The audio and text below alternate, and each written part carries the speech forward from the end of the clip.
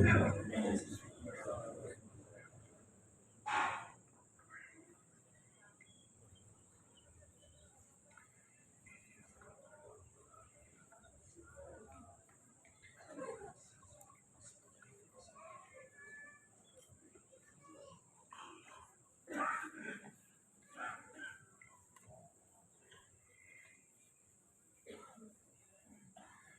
بسم الله الرحمن الرحيم.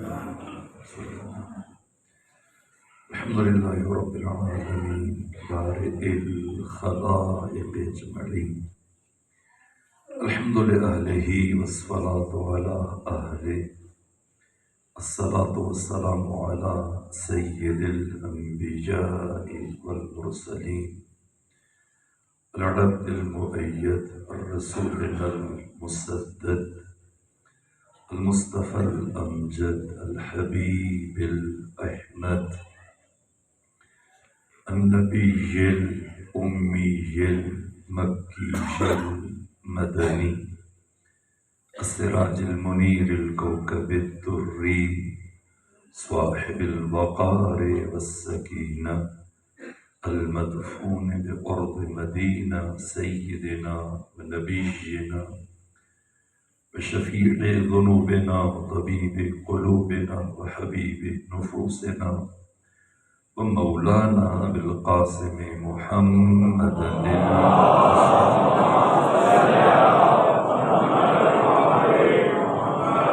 وأهل بيته الأطيبين الأطهرين الأنجبين المعصومين المظلومين ورحمة الله على أحبابهم وأصحابهم وشيرتهم ومحبيهم ومواليهم أجمعين ولعنة الله على أعدائهم ومنكري فضائلهم وغاصبي حقوقهم من يوم عداوتهم إلى الآن ومن الآن إلى قيام يوم الدين وبعد يوم الدين أما بعد فقد قال حق سبحانه وتعالى يا أحمد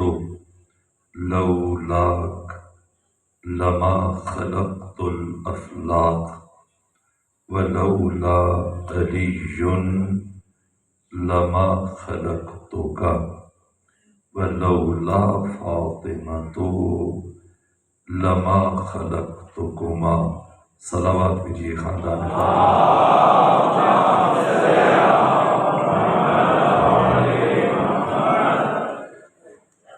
یہ حدیث قدسی کے محقق علماء اور محدثین نے جس کے اوپر مستقل کتابیں لکھی، جن میں سے مقصود اور جامع کتاب آیت اللہ میر جہانی اصفہانی کی ہے۔ اس کے علاوہ متعدد علماء نے، دانشوروں نے اس حدیث کی شرح علمی بیان کی۔ البتہ جو سلسلہ سند ہے اس حدیث کا وہ قوی ترین سلسلہ ہے، جس کے اوپر کسی طرح سے شک و ریب ممکن نہیں۔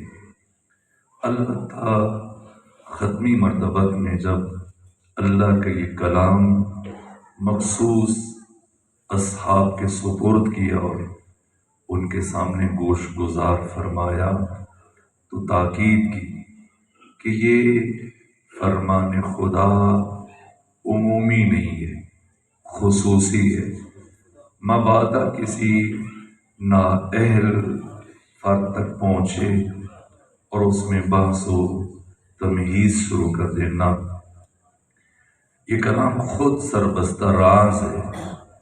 اگر کوئی اس کلام کے ظاہر تک رکے گا تو اس کی گمراہی کا اندیشہ ہے۔ بڑی مشکل انسانی معاشرے میں اور اسلامی معاشرے میں یہ ہے کہ انسانوں کی اکثریت ظاہر بین ہے، اور ظاہر بین فرد ہمیشہ دھوکہ کھاتا ہے۔ امیر المومنین فرماتے ہیں کہ کچھ انسانوں کی عقل ان کی آنکھوں میں اور کچھ انسانوں کی آنکھیں ان کی عقل میں، یعنی کچھ لوگ اتنے سطحی ہیں اور ان کی دید اتنی عوامانہ ہے کہ وہ معرفتی اور نظری اور عقلی مسائل کو بھی حسی آنکھوں سے دیکھنے کی کوشش کرتے ہیں، تو نتیجے میں خود بھی گمراہ ہوتے ہیں، دوسروں کو بھی گمراہ کرتے ہیں۔ لیکن کچھ افراد اتنے دقیق ہیں کہ وہ حسی امور کو بھی عقل کی نگاہ سے دیکھتے ہیں، اس درجہ دقیق تر ہوتے ہیں۔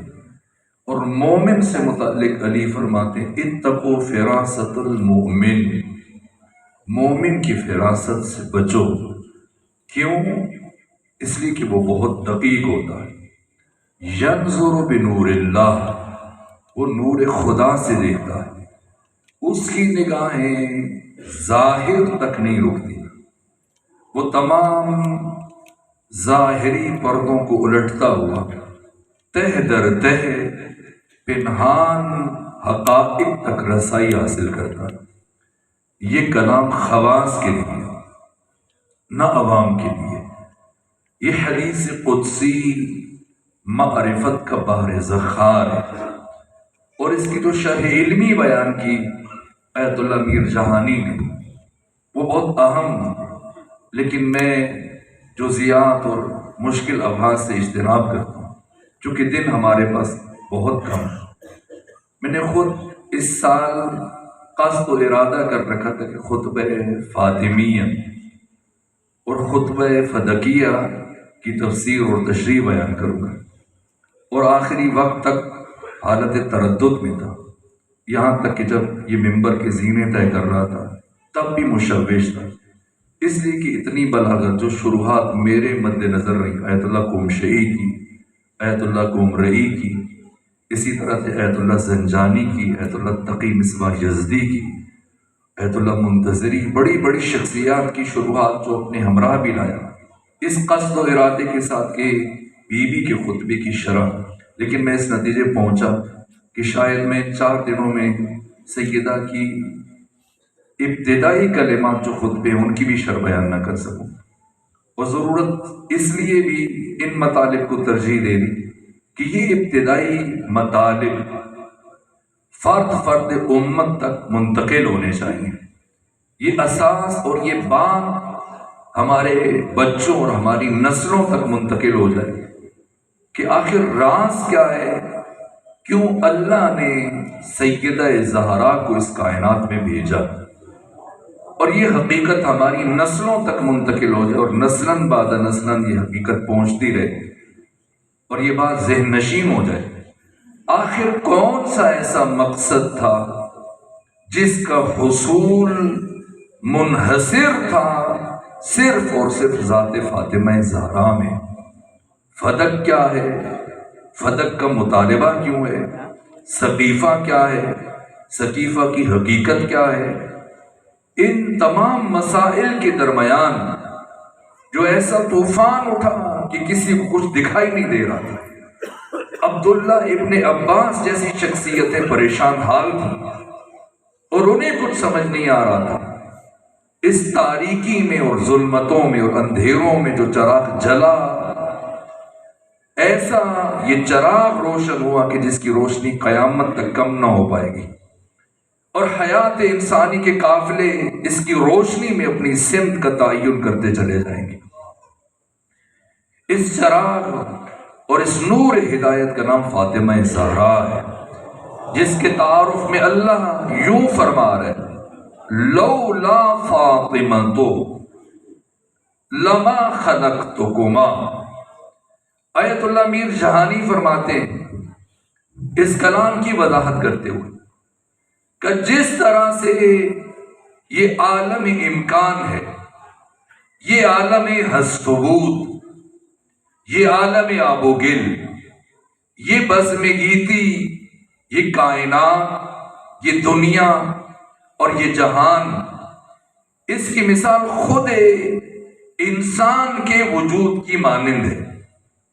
یہ انسان کے جس کی حیات اور بقا تین چیزوں پر موقوف ہے۔ اگر ان میں سے کسی میں مشکل ایجاد ہو جائے تو اس کی بقا محرز خطر میں آ جائے گی۔ ایک دل، ایک دماغ، ایک جگر۔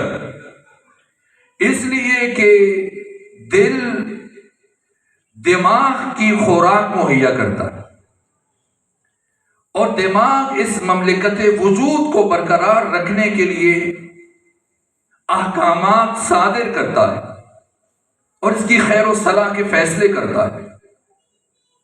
حاکم دماغ ہے، حاکم عقل ہے، لیکن اس دماغ اور مغز کی حیات موقوف ہے دل پر، کیونکہ دل اس دماغ کو غذا فراہم کرتا ہے۔ اور خود دل کی خوراک کہاں سے بنتی اور کون بناتا ہے؟ جگر بناتا ہے۔ اگر جگر میں خرابی ہو جائے تو دل کو خوراک نہیں پہنچے گی، پھر دل بیمار پڑ جائے گا اور مردہ ہو جائے گا۔ اور دل میں خرابی آ جائے تو دماغ اپنا کردار ادا نہیں کر سکتا۔ جس طرح سے مملکت وجود انسانی میں ان تین کا کردار ہے، اسی طرح سے اس عالم امکان میں اور عالم ممکنات میں تین ہستیاں ہیں، جن میں سے ایک کی مثال مغز کی مانند ہے، جو فرمان روا ہے ساری کائنات پر، اس عالم امکان پر اور اس مملکت وجود کائنات پر۔ اور مغز کون اور مغز کائنات کا نام ذات محمد مصطفیٰ صلی اللہ علیہ وآلہ وسلم۔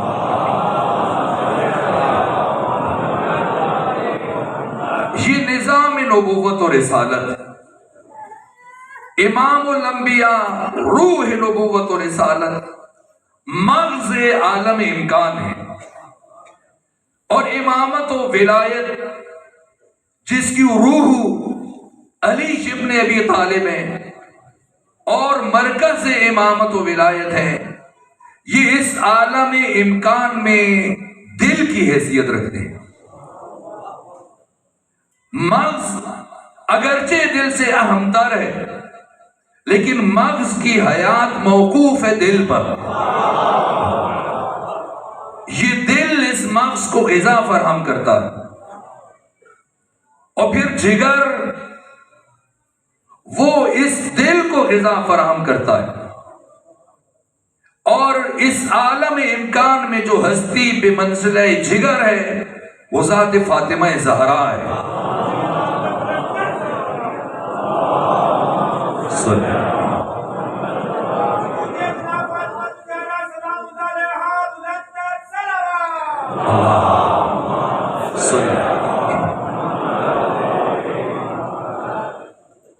اگر دل نہ ہو تو مغز ناکارہ ہے، اس کا ہدف ضائع ہو جائے گا، وہ بھی فائدہ ہو جائے گا، بھی مقصد ہو جائے گا۔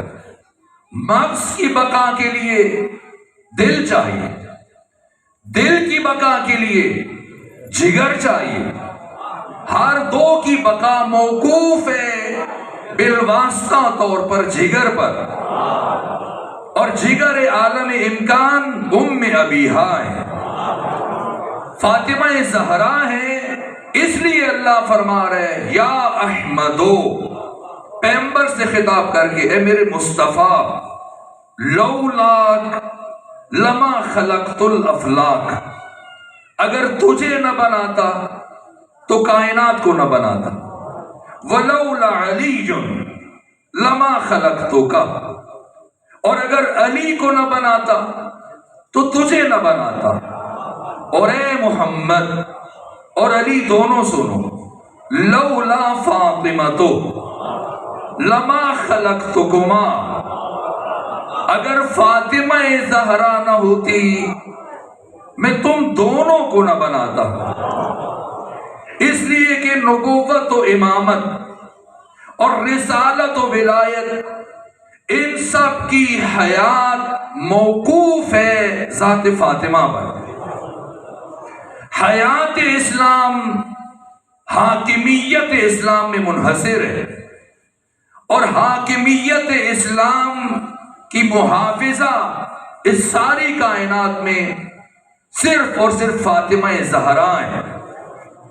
اس لیے ذات فاطمہ زہرا سر عظمی الہی، اللہ کا سب سے بڑا راز، وہ سر مکنون جو عزت و شرف میں اور فضل و کمال میں خود قرآن مجید سے بھی بلندتر ہے، جس کا مقایسہ یہ کتاب جس سے متعلق خود قرآن فرما رہے ہیں لو سیرت بہ الجبال او قطعت بہ الارض او کلم بہ الموتى، یہ قرآن کی طاقت ہے جس سے مردوں کو زندہ کیا جا سکتا ہے، زمین کو پھاڑا جا سکتا ہے، پہاڑوں کو چلایا جا سکتا ہے۔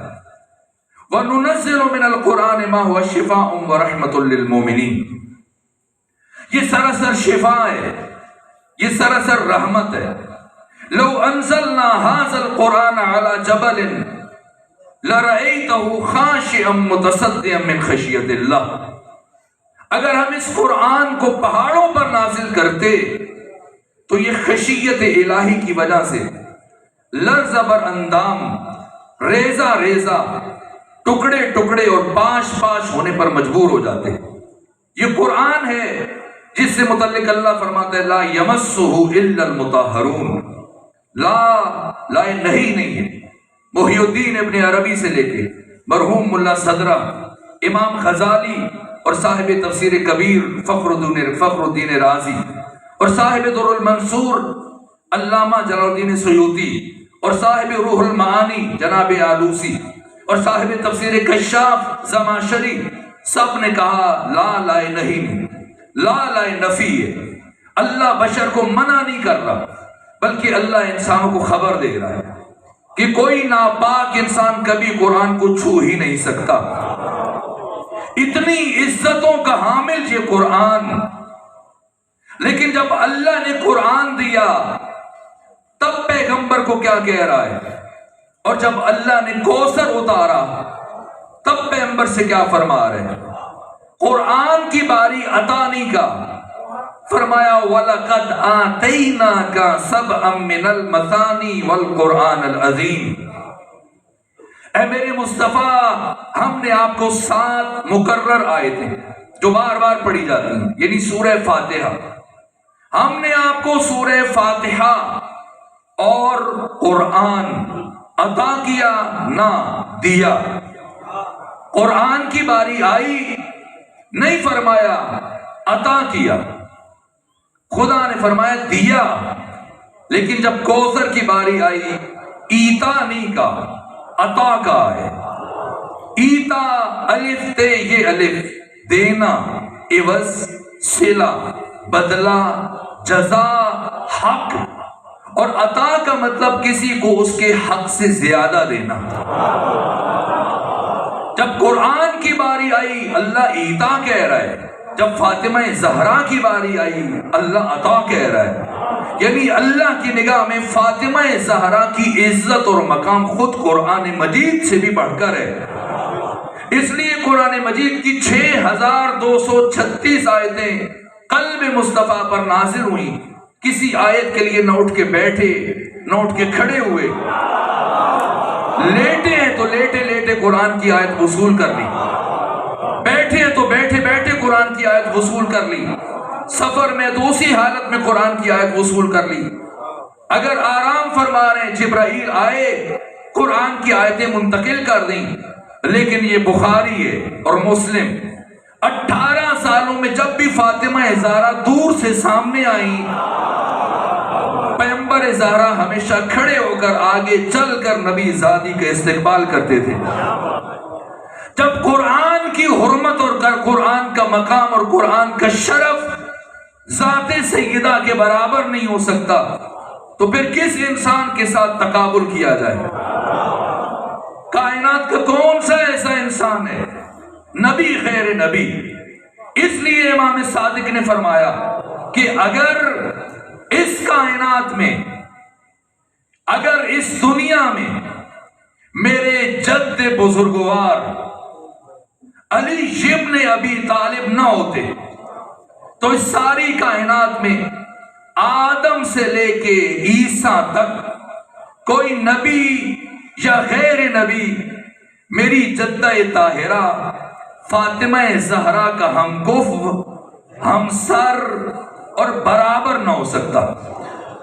علی اس کائنات تمام تر نبیوں کے کمالات کا مجموعہ، اور نبیوں میں پیغمبر بھی شامل ہے، آدم سے لے کے ختمی مرتبہ سارے نبیوں کے کمالات کا نچوڑ۔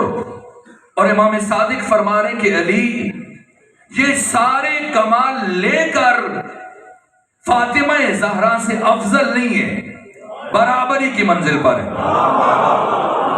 برابری کی منزل پر ہے۔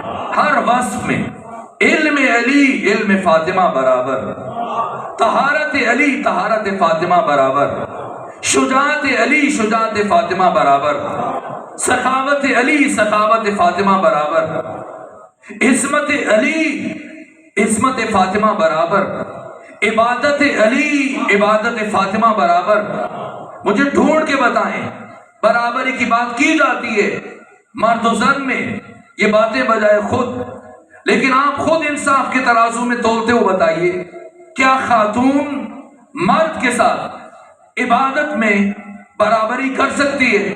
اگر کرنا چاہے، کیونکہ اس کی فطری مجبوری ہے کہ وہ مہینے کے بہت سارے دن نماز نہیں پڑھ سکتی، روزہ نہیں رکھ سکتی، تو ایک عام خاتون، ایک عام مرد خاتون اس کی عبادت برابر ہی نہیں کر سکتی۔ اب مجھے بتائیے وہ علی جو ہر رات میں 1000 رکعت نماز ادا کرتے ہو، کون سا انسان ہے؟ صاحب الغدیر علامہ امینی، وہ کہتے ہیں میں نے کچھ راتیں جاگ کر مولا متقیان کے حرم میں گزاری، اور ایک رات میرے دل میں یہ خیال آیا کہ چلو آج کی شب میں اپنے امام کی سنت کی تعزیہ کروں، کم سے کم زندگی کے ایک دن تو اس ایک رات میں علی کی پیروی کرتے ہوئے 1000 رکعت نماز ادا کر دوں تو ایک شب کی مماثلت پیدا ہو جائے۔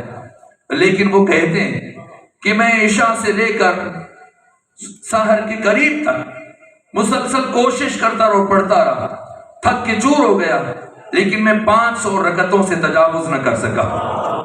یہ علی جو ہر رات 1000 رکعت نماز ادا کرتے ہوں، کون ان کی برابری کرے؟ فاطمہ عبادت میں بھی برابر ہے۔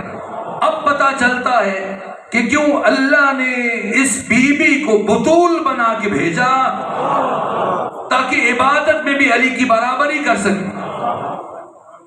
اور میں کیا عرض کروں، علماء اہل تشیع بجائے خود، یہ حدیث اتنی عمدہ ہے کہ میں اس کو وقتاً فوقتاً کہہ دیا کرتا ہوں۔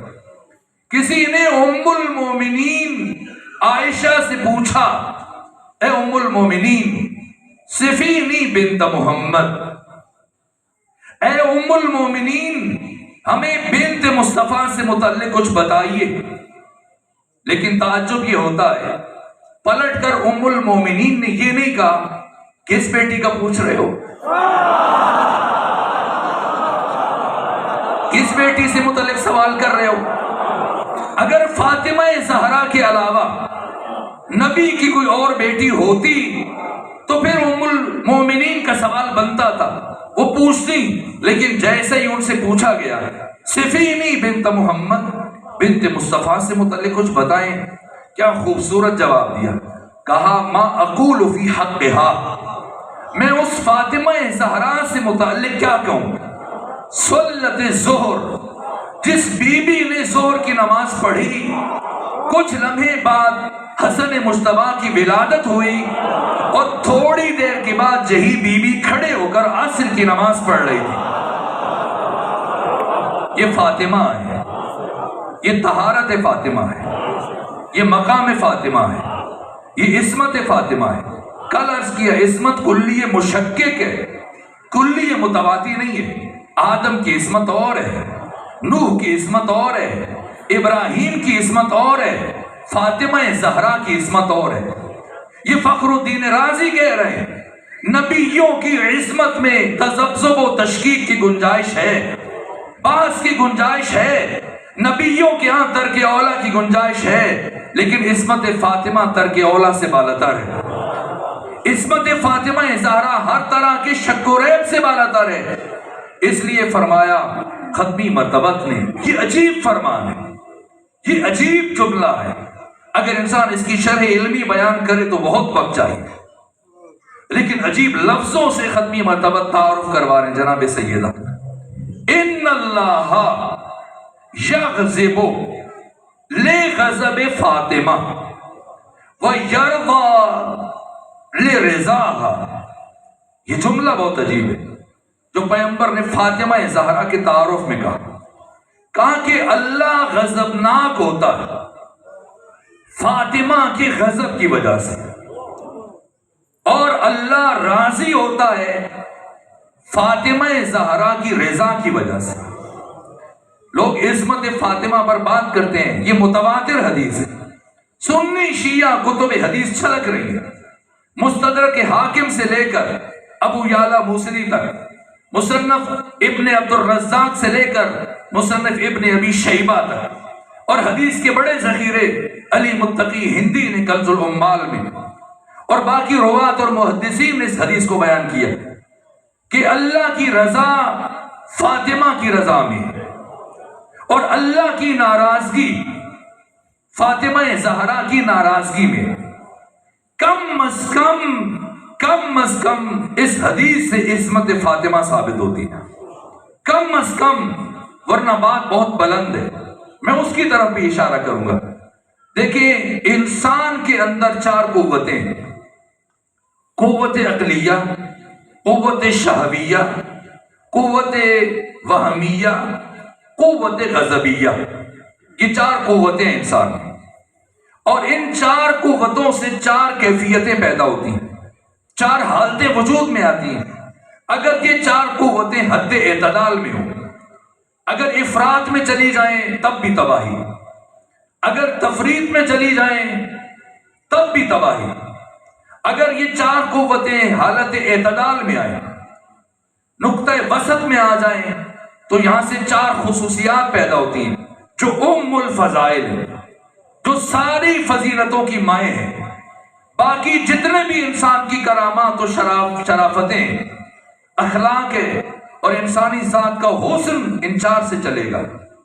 یہ چار اوصاف ام الفضائل ہیں۔ اگر قوت شہویہ حالت اعتدال میں آ جائے، اس سے عفت پیدا ہوتی ہے۔ اگر قوت وہمیہ حالت اعتدال میں آ جائے، اس سے عدالت پیدا ہوتی ہے۔ اگر قوت عقلیہ حالت اعتدال میں آ جائے، اس سے حکمت پیدا ہوتی ہے۔ اگر قوت غضبیہ حالت اعتدال میں آ جائے، اس سے شجاعت پیدا ہوتی ہے۔ اگر افراط ہو تو انسان بزدل بن جائے گا، تفریط ہو تو بزدل بن جائے گا، اور اگر افراط ہو تو انسان درندہ بن جائے گا۔ اعتدال میں ہے تو شجاعت ہے۔ اسی طرح سے باقی چار صفتیں۔ تو حالت غضب، اگر انسان مغلوب الغضب ہو جائے ساری زندگی میں ایک لمحے کے لیے، تو وہ دائرہ عصمت و دائرہ عدالت سے اور دائرہ حکمت سے اور دائرہ شجاعت سے نکل جائے گا۔ اور اللہ فاطمہ زہرا کے تعارف میں کیا کہہ رہا ہے اب خود سنیں، خود غور کریں، وقت نہیں ہے کہ میں وضاحت کر سکوں، وقت بہت تیزی سے گزر رہا ہے۔ یعنی فاطمہ زہرا ساری زندگی کے کسی ایک لمحے میں بھی نہ قوت غضبیہ کے اثر میں آئی ہے، نہ قوت وہمیہ کے اثر میں آئی ہے، نہ قوت عقلیہ کے قوت شہویہ کے غضب میں آئی ہے۔ کوئی یہ تفسیر نہیں کر سکتا۔ اگر کوئی نبی ذاتی سے متعلق یہ عقیدہ رکھتا ہے کہ غصے میں آ گئی تو سلام کا جواب نہیں دیا، غصے میں آ گئی تو بات نہیں کی، غصے میں آ گئی تو گھر سے دربار چلی گئی، غصے میں آ گئی تو میراث کا مطالبہ کر دیا، نہ فاطمہ غصے میں نہیں آ سکتی۔ فاطمہ دائماً عقل کے حصار میں، فاطمہ زہرا کی قوت غضبیہ دائماً حالت اعتدال میں، اس لیے فاطمہ کی حقانیت میں شک و شبہ نہیں کیا جا سکتا، مگر جو فاطمہ کے مقابلے میں آئے گا اس کے باطل ہونے میں شک و شبہ نہیں ہو سکتا۔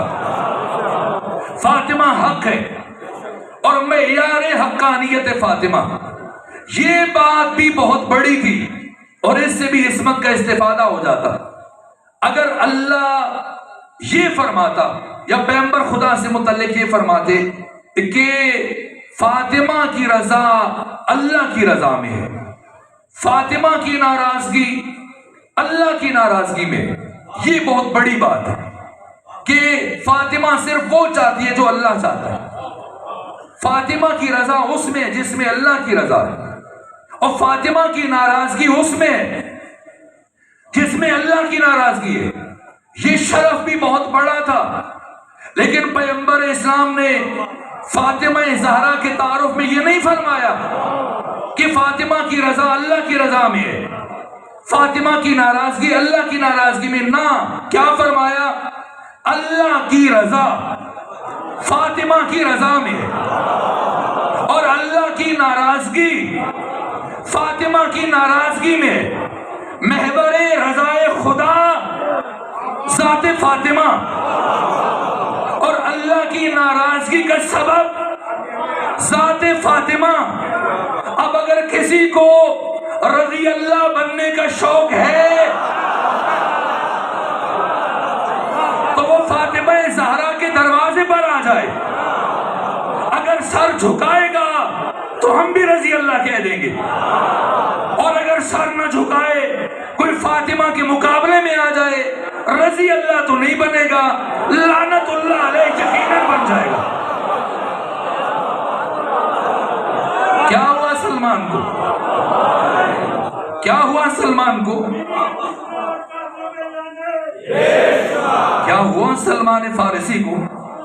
سلمان عاقل ترین صحابی، جس کے مشوروں کو ختمی مرتبہ قبول کرتے تھے اور اجرا کرتے تھے۔ جنگ احزاب میں جو خندق کھودی گئی یہ سلمان کے مشورے سے کھودی گئی، عاقل ترین صحابی، اور کیا مقام ہے۔ پیغمبر فرماتے کہ اگر ابو ذر کو بھی پتا چل جائے کہ سلمان کے دل میں کیا ہے تو ابو ذر سلمان کو قتل کر دے۔ 10 درجے ایمان کے اور 10ویں درجے پر سلمان فائز ہے، تو پھر سوچنا پڑے گا۔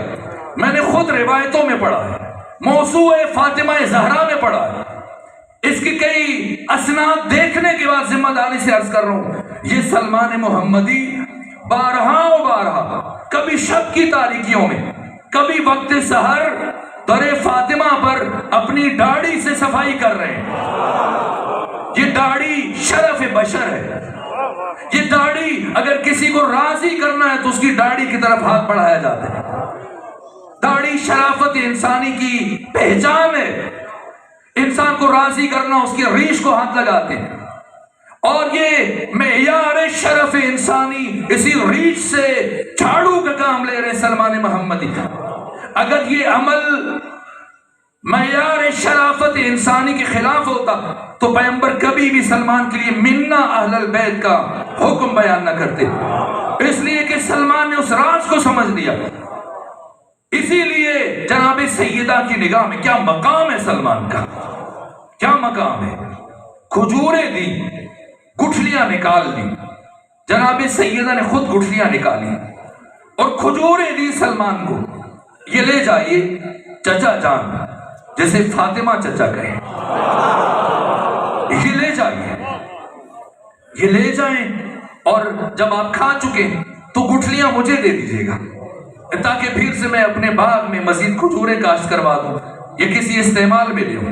لیکن اب تعجب ہو رہا تھا، جو بھی کھجور کھاتے ہیں سلمان، گٹھلی موجود نہیں ہے، پہلے سے نکلی ہوئی ہے، اور پلٹ کے آئے کچھ وقت کے بعد اور بارگاہ سیدہ میں عرض کیا، اے نبی زادی، کسی کھجور میں گٹھلی موجود نہیں تھی۔ کیا فرمایا جناب سیدہ نے؟ فرمایا کیسے موجود ہوتی جبکہ میں نے خود نکال لی تھی تاکہ میرے چچا کو زحمت نہ ہو۔ کیا کریمہ ذات ہے، تاکہ میرے چچا کو زحمت نہ ہو۔ تو کہا بیوی پھر ایسے فرمایا کیوں؟ کہ اس لیے تاکہ آپ دوبارہ اسی بہانے تشریف لائیں گے اور مجھے دوبارہ آپ کے چہرے کی زیارت کا شرف حاصل ہو جائے گا۔ یہ سلمان کتنا خوش نصیب ہے جس کے چہرے کی زیارت کے لیے سیدہ خود خواہش رکھتی ہیں، اور وہ کتنے بد نصیب ہیں جو آ کر کھڑے رہے اور فاطمہ زہرا نے ان سے اپنا رخ موڑ لیا۔ رضائے خدا رضائے فاطمہ میں ہے، غضب خدا غضب فاطمہ میں ہے۔ فاطمہ محور حق ہے، فاطمہ اساس حق ہے، فاطمہ حق کی پہچان ہے۔ اسی لیے آیت اللہ ابراہیم، آیت اللہ امینی صاحب الغدیر جب یہ حجاز گئے حج کے موقع پر تو سعودی عرب کے علماء نے ان کا استقبال کیا، اور استقبال کے بعد رات کو جب وہ ٹھہرے ان دعوت دی کہ آپ ہمارے یہاں کھانا کھائیں، اور سب علماء اکٹھے تھے، اور جب ملاقات ہوئی تو انہوں نے ایک وعدہ لیا، میں اس شرط پہ تمہارے آؤں گا کہ تم میرے سے بحث نہ کرو، مباحثہ نہ کرو، چونکہ پھر تم میری باتیں تحمل نہیں کر پاتے۔ انہوں نے وعدہ کر لیا، علامہ امینی چلے گئے، لیکن رات کو وہ بھی عادت سے مجبور تھے تو انہوں نے گفتگو شروع کر دی خلافت پر، امامت پر۔ جب انہوں نے بات خود شروع کی تو علامہ امینی نے کہا یہ بتاؤ اس حدیث سے متعلق تمہارا کیا خیال ہے؟ من مات ولم یعرف امام زمانہ مات میتۃ جاہلیہ، جو مر گیا اور زمانے کے امام کی معرفت میں ناکامیاب رہا اور زمانے کے امام کی معرفت نہ رکھی اس نے، وہ جہالت کی موت مرا، جاہلیت کی نہیں، جہالت کی نہیں، جاہلیت کی موت مرا، یعنی کفر کی موت مرا، یعنی قبل از بعثت کی موت مرا، یعنی گمراہی کی موت مرا۔ کہا یہ معتبر ہے، مستدرک حاکم امام حاکمی نشاپوری میں، کنز العمال میں علی متقی ہندی، مستدرک علی صحیحین میں، ترمذی ابن ماجہ، معروف کتابوں میں یہ حدیث موجود ہے۔ کہاں مانتے ہو؟ کہاں مانتے ہیں کہ جو شخص مر گیا ہے اور زمانے کے امام کی معرفت نہ رکھتا ہوا تو وہ جاہلیت کی موت مرا، یعنی کفر کی موت مرا۔ کہ اگر اس حدیث پر ایمان ہے اور اسے صحیح سمجھتے ہو تو بتاؤ سیدہ زہرا کے بارے میں کیا خیال ہے؟ سیدہ زہرا اپنی زندگی میں 18 سالوں میں کسے امام مانتی تھی؟ یا بعد از ختمی مرتبہ جتنے دن زندہ رہی فاطمہ نے کسے امام مانا؟ اگر کہتے ہو کہ فاطمہ اپنے زمانے کے امام کی معرفت نہیں رکھتی تھی، اگر اتنی جرت ہے تو بتا دو کس میں اتنی جرت ہے کہ وہ کہہ دے کہ نبی ذاتی اپنے زمانے کے امام کی معرفت نہیں رکھتی تھی؟ اگر رکھتی تھی تو بتائیں پھر کسے اپنا امام مانتی تھی؟ کسے مانتی تھی امام؟ مرکز حقانیت ذات فاطمہ ہے۔ اس لیے خدا فرما رہے ہیں لولا فاطمہ تو لما خلقتکما۔ زیادہ مطالب عرض کرنا چاہ رہا تھا لیکن وقت بہت تیزی سے بڑھ رہا ہے اور گفتگو اپنے آخری حصے میں داخل ہو گئی، بہت سارے مطالب سے محروم رہا۔ کوشش کروں گا کچھ باتیں کل عرض کروں۔ آج کی حد تک بچوں کے لیے، جوانوں کے لیے، میرے عزیزوں، اگر ذات فاطمہ زہرا کو اس کائنات میں بھیجے بغیر مقصد خدا حاصل ہو سکتا، یہ وہ جملہ ہے جسے میں برابر تکرار کر رہا ہوں، اللہ فاطمہ زہرا کو کبھی نہ بھیجتا۔ ایسا سکوت اور ایسا سناٹا جب سب کے سب خاموش ہیں، جب سقیفہ بنی سعدہ میں انصار کی موجودگی میں حالات بہت عجیب تھے، ادھر علی غسل و کفن میں مصروف ہیں اور ادھر ایک شخص نے تلوار نکال لی، خبردار اگر کسی نے کہا محمد مر گیا میں اس کی گردن اڑا دوں گا۔ عمر ابن زائدہ پیغمبر کا جوان صحابی آگے بڑھا، آیت پڑھی کہ اگر پیغمبر وفات کر جائیں تو کیا تم الٹے پاؤں کفر کی طرف چل پڑو گے؟ جھڑک دیا خاموش ہو جاؤ، سب کو ڈانٹ پلا دی، کہا نا پیغمبر مرے نہیں، وہ زندہ ہیں، عنقریب واپس آئیں گے۔ جیسے جناب موسیٰ گئے تھے اور لوگوں نے کہا مر گئے لیکن وہ 40 دن کے بعد واپس آ گئے تھے، اسی طرح میرے نبی واپس آئیں گے۔ اور جس نے کہا کہ میرے محمد مر گئے تو وہ آ کر اس کے سر، اس کے پاؤں اور سر قطع کر دیں گے۔ اس طریقے سے لوگ حیران پریشان، بہتے ہوئے اشک رک گئے، لوگ سرگردان ہیں، اسی اسنا میں صاحب شمشیر نے کسی کو روانہ کیا، جاؤ فلاں کو بلا کے لے آؤ۔ اور فاصلہ زمانی طے ہونے کے بعد دو بزرگ پہنچے، ایک ابو عبیدہ جراح اور ایک ان کے ساتھ دوسرا فرد عبداللہ بن عثمان بن عامر، ایک معروف نام سے شہرت رکھتے ہیں۔ جیسے یہ دو پہنچے تو ابو عبیدہ جراح کے ساتھ آنے والے فرد نے وہی آیت پڑھی جو کچھ دیر پہلے عمر ابن زائدہ پڑھ رہا تھا۔ فوراً سے کہا واقعی یہ قرآن کی آیت ہے، میری نگاہ سے نہیں گزری، مجھے نہیں یاد۔ اب تلوار کو نیام میں ڈالا، تینوں میں مختصر بات ہوئی اور تینوں نے وہ گلی چھوڑی جب باقی صحابہ کھڑے تھے پیغمبر کی نماز جنازہ کے انتظار میں، اور تینوں دوڑتے ہوئے پہنچے ثقیفہ بنی سعدہ میں، جہاں پر اوس و خزرج اختتامی مرحلے میں داخل ہو چکے تھے، اور وہ سعد بن عبادہ کی بیعت کے قریب تھے کہ اچانک سے یہ تین فرد، ان کے پیچھے عبد الرحمن بن عوف مکی دوڑتا ہوا آیا اور ان کے پیچھے دو فرد اور مہاجرین میں سے آ گئے۔ زیادہ سے زیادہ 6 یا بعض نے 7 افراد لکھے، باقی 317 مہاجر ہیں۔ سعد بن عبادہ کا انتخاب قریب تھا، یہ افراد داخل ہوئے اور جس شخص کے ہاتھ میں تلوار تھی چلایا، یہ کیا کرنے لگے ہوئے؟ کہ خلیفہ کا انتخاب کرنے لگے۔ کہ خلیفہ کا انتخاب ہم کریں گے، تم میں سے نہیں ہوگا۔ کہ کیوں، ہم کیوں نہ کریں؟ کہ اس لیے کہ پیغمبر کے جانشین کا انتخاب ان کی وصیت کے مطابق ہوگا۔ اور ان کا ہماری کاوشیں ہیں، ہم نے جد و جہد کی، جنگیں کی ہیں، تمہیں اپنا میزبان قرار دیا، مہمان قرار دیا، اپنے ہاں ٹھہرایا۔ جس کی 2 بیویاں تھی، ایک کو طلاق دی تاکہ تم شادی کر سکو، اپنی آدھی زمین اٹھا کے تمہیں دی، مال میں شریک کیا۔ یہ جنگیں جتنی لڑی پیغمبر نے، ہماری عددی کثرت کے باعث فتح ہوئی ہیں۔ آپ تو تعداد میں کم تھے اور توہی دامنی اور توہی دستی کی کیفیت میں تھے۔ اب نرم پڑے، اور حباب بن منذر نے کہا اچھا ایسے کر لیتے، ایک امیر تم میں سے ہو، ایک ہم میں سے ہو۔ صاحب شمشیر نے کہا بھلا ایسا ممکن ہے کہ ایک جماعت میں سے 2 امیر ہوں؟ امیر ایک ہوگا اور وہ ہم میں سے ہوگا، چونکہ ہم پیغمبر کے اہل خاندان ہیں۔ مختصر تمام تر تفصیلات اور جزیات کو چھوڑتے ہوئے کسی مرحلے میں میں نے بہت تفصیل سے تاریخ بیان کی، اور اب ایک فرد کا ہاتھ آگے بڑھایا صاحب شمشیر نے۔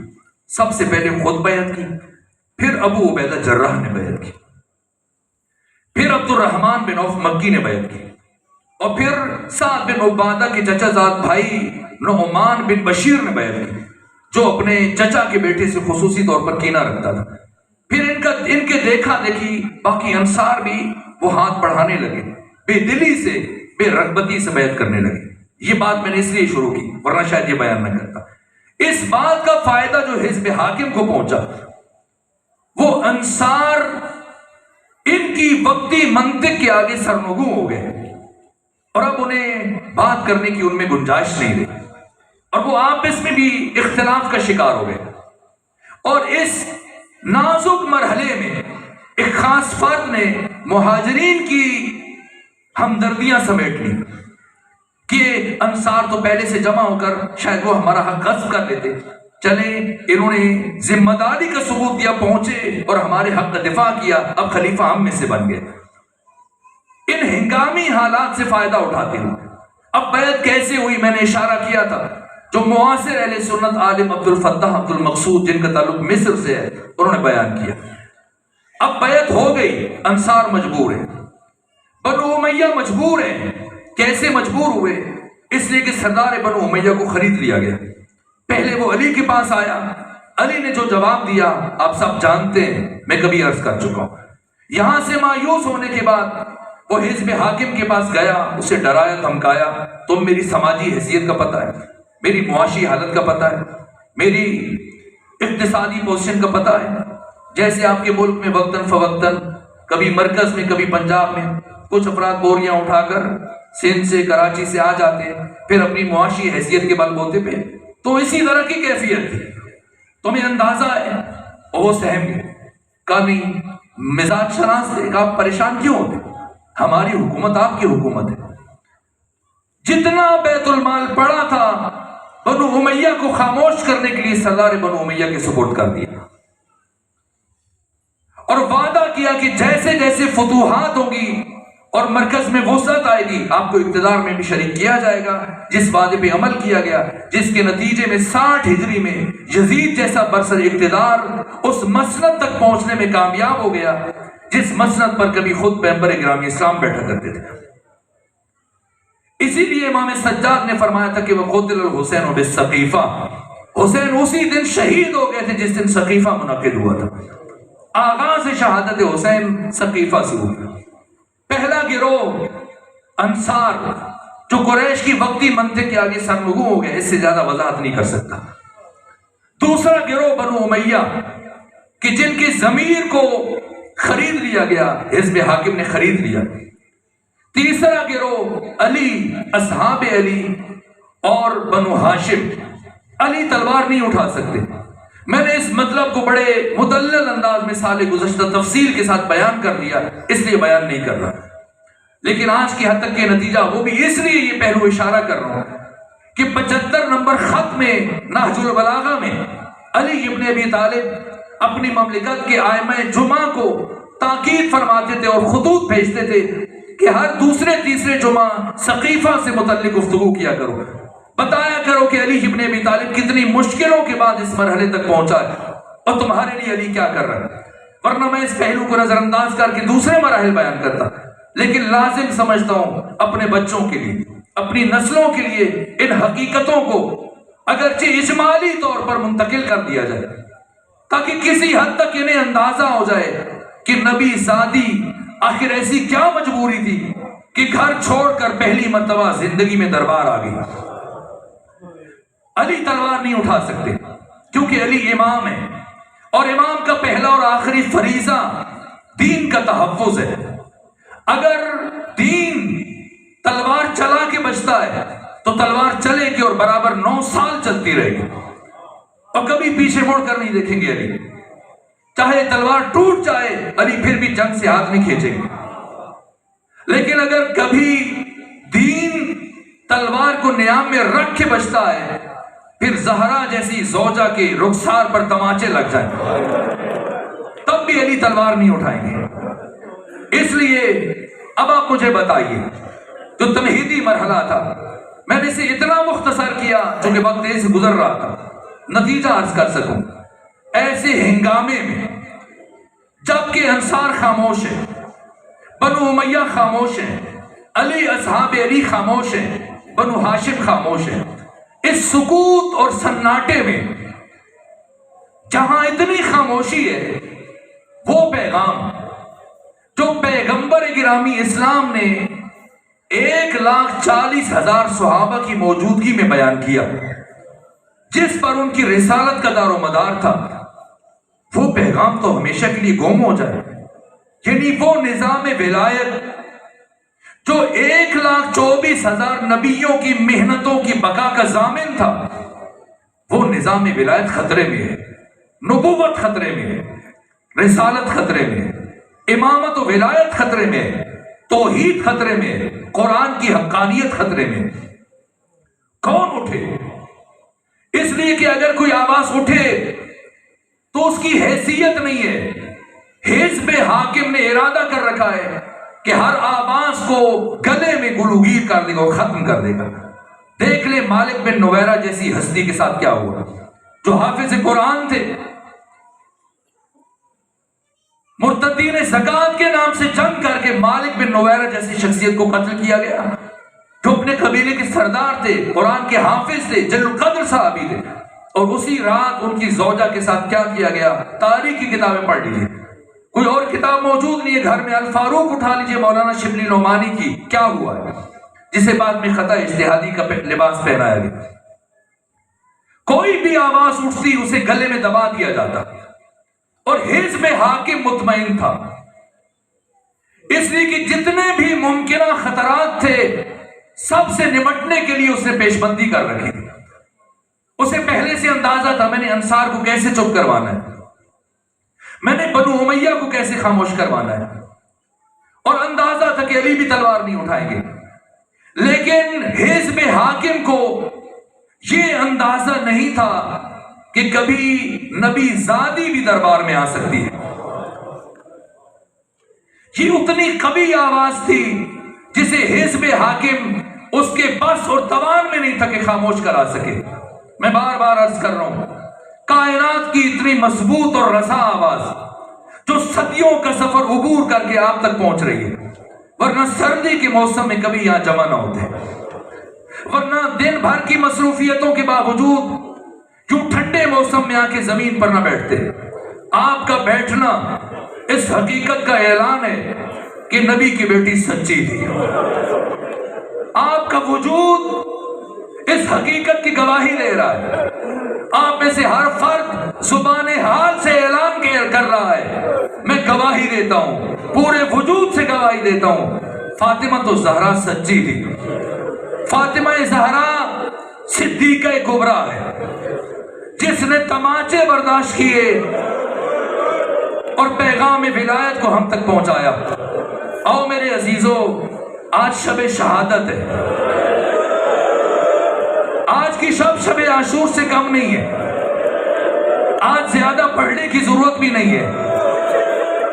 کل میں نے اتنا پڑھا تھا اور یہاں تک پہنچا تھا، مقتل کے یہ جملے عرض کیے تھے کہ ایک شقی کس طرح علی تک پہنچ رہا تھا. کون کھڑا تھا سامنے؟ ہمت تھی. پسلیاں ٹوٹنے کے بعد کوئی انسان کھڑا ہو سکتا ہے؟ ہمارا سلام ہو اے محافظہ ولایت، اے نبی زادی، ہمارا سلام قبول کیجئے. پسلیاں ٹوٹنے کے باوجود کس طرح سے اٹھی. خود خط لکھنے والے نے خط لکھا کہ میں علی کے بڑا قریب پہنچ چکا تھا اور علی کے گلے میں رسی ڈالنے لگا تھا، لیکن نبی زادی دروازے کے نیچے سے اٹھی، اٹھ کر میرے اور علی کے درمیان کھڑی ہو گئی، میرے اور علی کے درمیان حائل ہو گئی.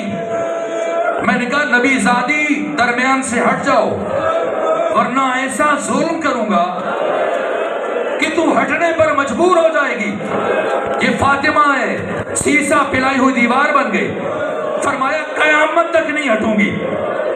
ایک مرتبہ اس شخص نے اپنا بازو، اے کاش یہ بازو ٹوٹ جاتا، اپنا بازو فضا میں بلند کیا اور پوری طاقت سے مخدرہ عالم پر، فاطمہ زہرا کے رخسار پر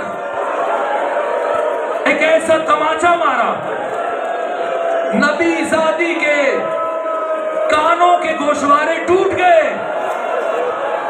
آپ سمجھتے ہیں صرف کربلا میں جناب سکینہ کی بالیاں نوچی گئیں؟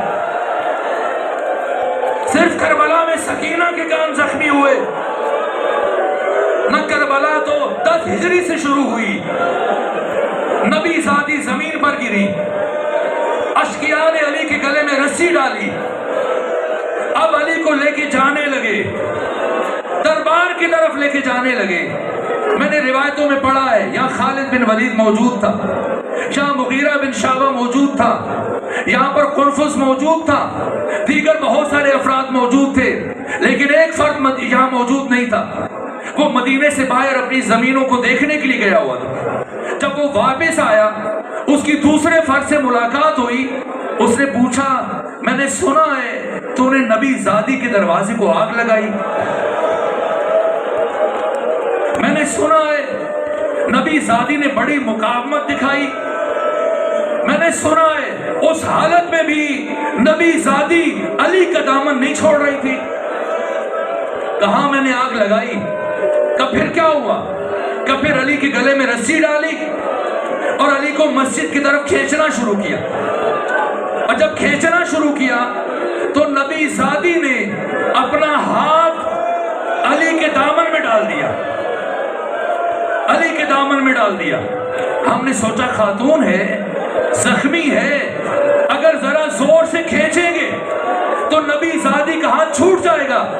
لیکن نبی زادی نے اتنی مضبوطی سے علی کے دامن کو تھام رکھا تھا کہ جیسے جیسے ہم علی کو کھینچ رہے تھے، نبی زادی علی کے ساتھ کھینچتی چلی جا رہی تھی، کھینچتی چلی جا رہی تھی.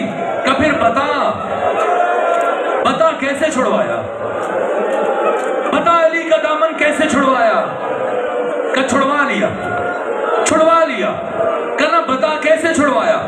کہ میں نے یہ بات سمجھ لی کہ نبی زادی نے اتنی مضبوطی سے علی کے دامن کو تھام رکھا ہے کہ قیامت تک نہیں چھوڑے گی۔ کہ میں نے ایک مرتبہ داہنے دیکھا، ایک مرتبہ باہنے دیکھا، میرے قریب قلفز کھڑا تھا، میری نگاہ اس کی کمربند میں پڑی، اس کی کمربند میں ایک تازیانہ حمائل تھا، میں آگے بڑھا، تازیانہ نکالا، اور پھر فضا میں لہرانے کے بعد اس زور سے نبی زادی کے ہاتھوں پر مارے